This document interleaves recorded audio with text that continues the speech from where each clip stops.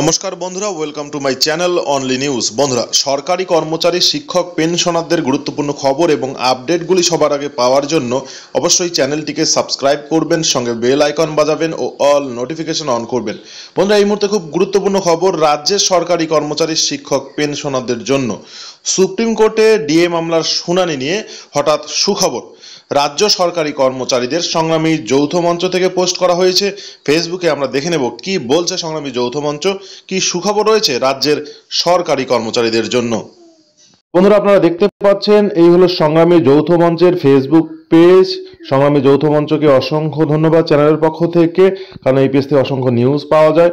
পশ্চিমবঙ্গের রাজ্য সরকারি কর্মচারীদের যা জানা প্রয়োজন একথা কিন্তু বলছে সংগ্রামী যৌথ মঞ্চ।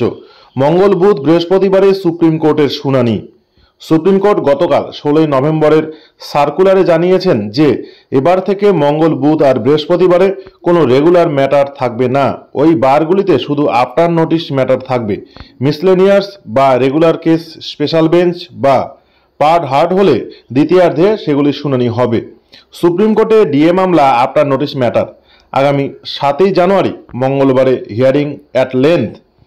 মঙ্গল, বুধ, বৃহস্পতিবারে কোনো পার্ট হার্ট বা স্পেশাল বেঞ্চ প্রথমার্ধে থাকছে না। আশা করছি যে আগামী 7 জানুয়ারি মঙ্গলবারে রেগুলার ম্যাটার না থাকলে তেমন ক্ষেত্রে ডিএ মামলা টপ অফ দ্য লিস্টেই থাকবে। আগ্রহীদের জন্য সার্কুলারটি এখানে তুলে ধরা হলো। কি বলছে দেখুন, মৃন্ময় শ্রীমানির লেখা অনুসরণে এখানে লিখেছে।